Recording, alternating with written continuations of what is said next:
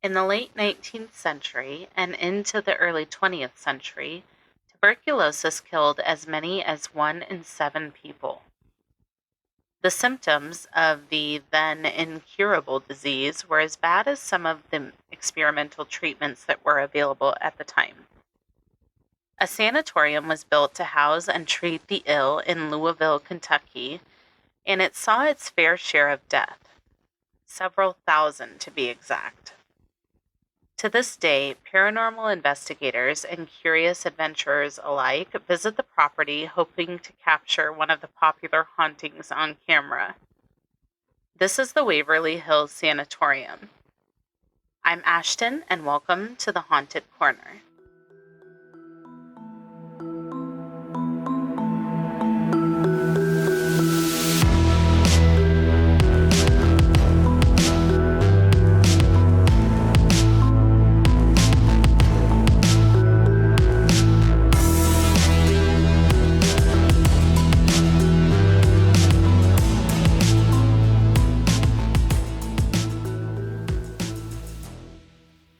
Hey everyone, welcome back to the Haunted Corner. Spooky Story Thursday is upon us, and today we are talking about a very creepy place, the Waverly Hills Sanatorium. Ooh, this one creeps me out. It's been featured on Ghost Hunters, Ghost Adventures, BuzzFeed Unsolved, all the good ones, so you know it's full of spooky stuff. The history is really interesting, and I'm excited to share it with you all, so let's get to it. The Waverly Hills Sanatorium wasn't always around. The land it was built on was initially purchased in 1883 by a man named Thomas Hayes. Thomas moved his family to the land, and since there wasn't a school nearby for his kids, he decided to build one. He built a one-room schoolhouse and hired a woman named Lizzie Lee Harris as the teacher. Lizzie was a big fan of Walter Scott's Waverly novels, so she named the schoolhouse Waverly School. Thomas liked the name, so he named his property Waverly Hill. By the early 1900s, tuberculosis was ravaging Louisville, Kentucky. It's thought that the location along the Ohio River contributed to the spread of the disease because of the lack of fresh air and the wet conditions. Tuberculosis, according to the CDC, has been traced back over 9,000 years. It was found in the remains of a mother and child who were buried together in a city near Israel, and it's now under the Mediterranean Sea, which is a story for another time. I went down a rabbit hole about that, the underwater city, so that is an upcoming topic, possibly for Patreon. We'll see. So symptoms of tuberculosis include a persistent cough, sometimes accompanied by blood, fever, pain in the chest, and weight loss. In 1875, Joseph Gleitzman opened the first tuberculosis sanatorium in the United States. In 1904, there were 115 sanatoriums with a capacity for 8,000 patients, and by 1953, that had expanded to 839 sanatoriums with the capacity for 136,000 patients. In 1906, the Board of Tuberculosis Hospital was formed and tasked with finding the location for a tuberculosis sanatorium. Eventually, it was decided that Waverly Hill was the perfect location for the sanatorium. It was pretty far away from the city, and it was located atop a hill, which provided a peaceful environment and plenty of fresh air for the patients to enjoy. A 2-story wooden sanatorium was opened in 1910, and it consisted of an administrative building with 2 open-air pavilions, each housing 20 patients. And this would be a center for treatment of early cases of tuberculosis. In August of 1912, all tuberculosis patients that were housed at City Hospital in Louisville were transferred to temporary tent quarters on the grounds of Waverly Hill during the construction of a hospital that was capable of handling advanced cases. Later that year, a hospital for advanced cases opened and was capable of housing another 40 patients. In 1914, a children's pavilion was built and it added another 50 beds, which made the known capacity around 130 patients. The children's pavilion was not only for sick children, but also for the children of tuberculosis patients who could not be cared for otherwise.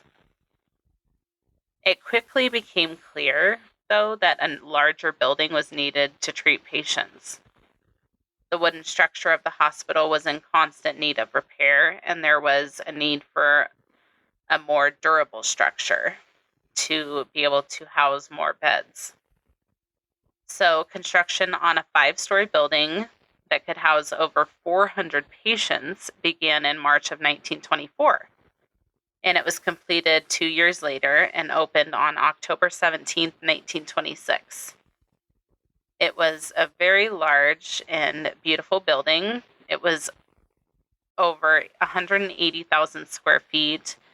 It included separate rooms for patients rather than communal ones. It had sunrooms, labs, and recreation rooms.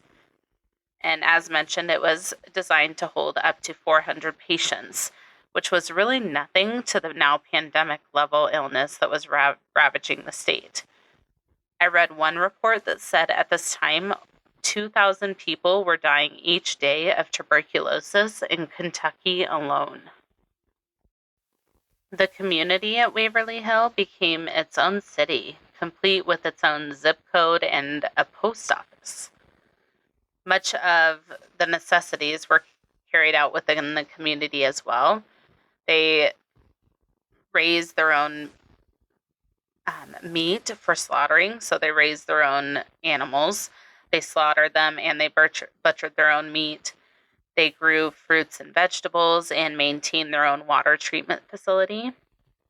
They had laundry facilities and an auto garage. The facilities had to support the patients and also the doctors and nurses and other staff who worked at the sanatorium. Because of how infectious the disease was, they had to separate themselves from the rest of society. So it was a very isolated place. When Waverly Hill opened, it was considered the most advanced tuberculosis hospital in the world. But there was still so much about tuberculosis and the treatments that were unknown at the time. The most common treatments were exposure to sunlight, bed rest, healthy foods, and fresh air. When sunlight wasn't available, patients would be treated with heat lamps that would mimic the sun and provide some relief to the patients. But there were other treatments that were being used at Waverly Hill that were maybe not as great. One surgery for the treatment of tuberculosis was called thoracoplasty. It included the removal of multiple ribs with the intention of collapsing the lung. While some doctors preferred to only remove 2 or 3 ribs at a time, some patients required as many as 8 ribs to be removed.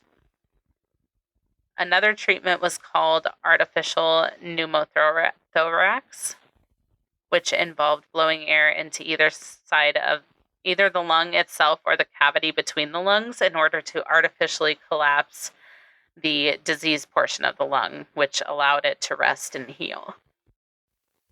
The patients who were lucky enough to heal and recover from the illness left the hospital through the front door.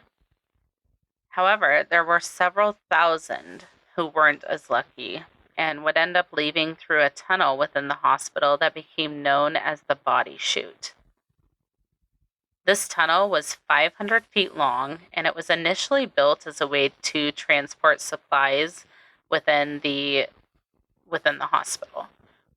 But as time went on and things became really grim, it was used as a way to keep the morale of patients up. Because when you're battling this horrible disease and seeing people dying and being wheeled down the hall every day, it can definitely affect your mental health and your outlook on your life. So who would have thought, right?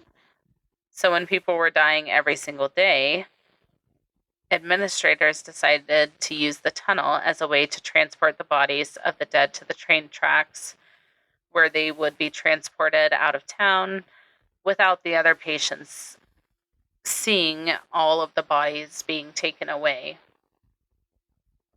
Following the introduction of streptomycin in 1943, the number of tuberculosis cases gradually decreased until there was no longer a need for such a large hospital.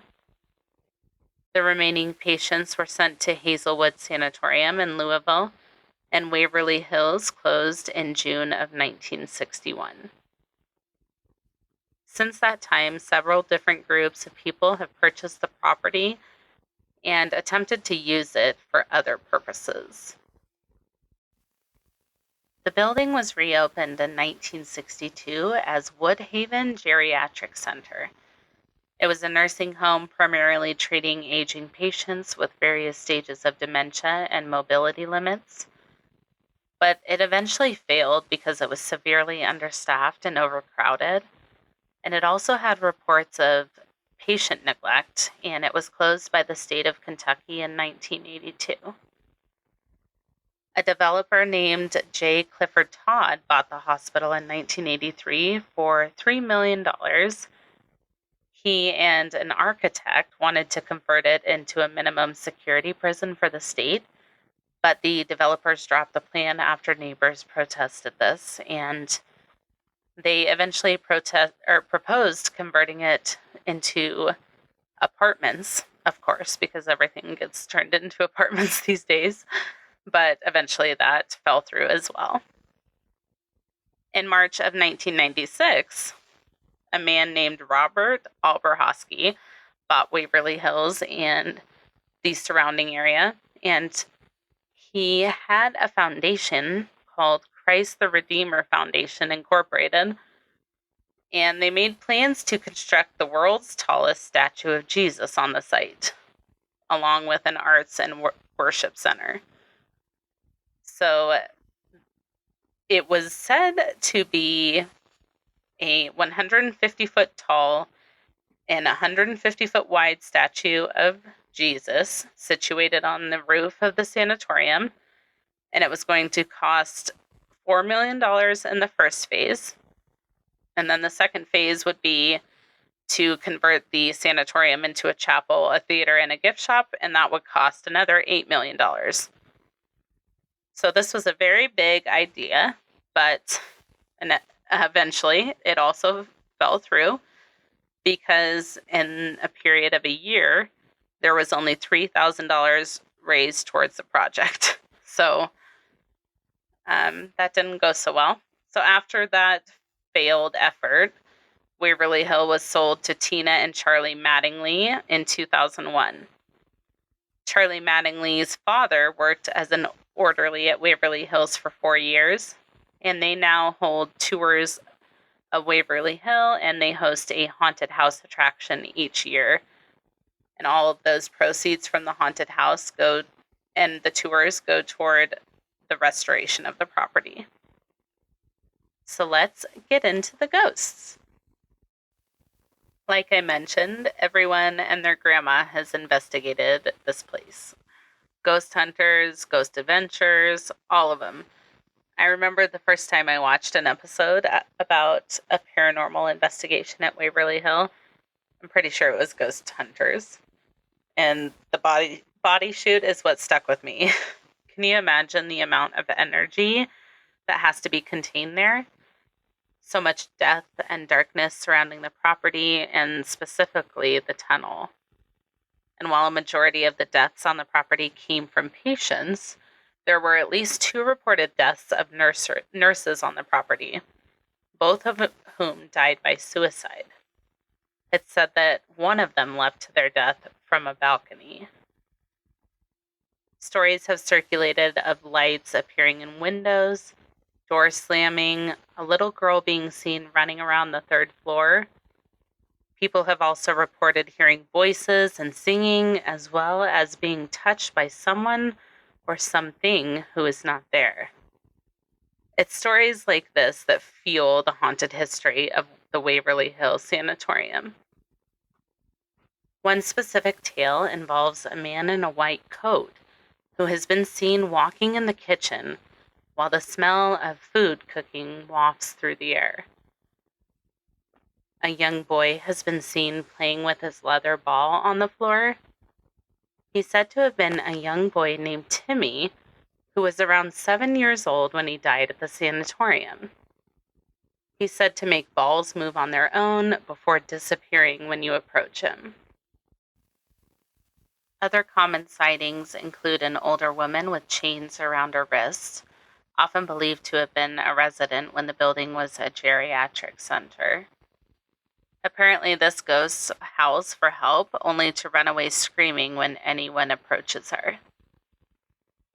The 4th floor is regarded as one of the most haunted areas in the hospital. Shadows have been reported lurking, and there have also been reports of doors slamming in areas of the hospital that are off limits to guests. Many stories of hauntings come from the room 502. This room is where it's said that the head nurse, Mary Hillenberg, died by suicide as well by hanging just outside of the room. It's reported that she became pregnant out of wedlock, and due to this distress, she took her own life. The apparition of a young woman has been captured on camera in this location, and it's said to be the apparition of young Mary. Voices and cold spots have been felt throughout the tunnel, also known as the body chute. Children have been heard talking and singing Ring Around the Rosie as well. With all of the death and darkness surrounding the history of the sanatorium, it's no wonder that it's considered one of the most haunted places in Kentucky. And that is the Waverly Hills Sanatorium. Thanks for tuning in today. I hope you enjoyed the episode.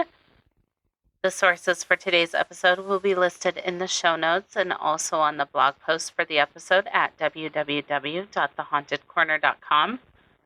Check out the other episodes of The Haunted Corner, available now wherever you listen to your favorite podcasts, with new episodes dropping every Monday and Thursday. For exclusive content and access to our Patreon-only Facebook group, please join us over on Patreon. The very first exclusive episode on our Patreon is available now. It's Cruise Ship Disappearances Part 1. It's available at the $1 per month level on up. And if you join at the $5 per month level, you'll have access to an upcoming episode 1 week early.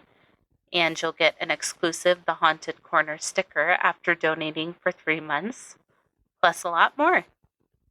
Follow us on social media at The Haunted Corner on Instagram, Facebook, YouTube, and TikTok. If you're enjoying the podcast, please be sure to tell a friend. And if you have a case suggestion or correction to share, please send it to thehauntedcorner@gmail.com or submit it through the website.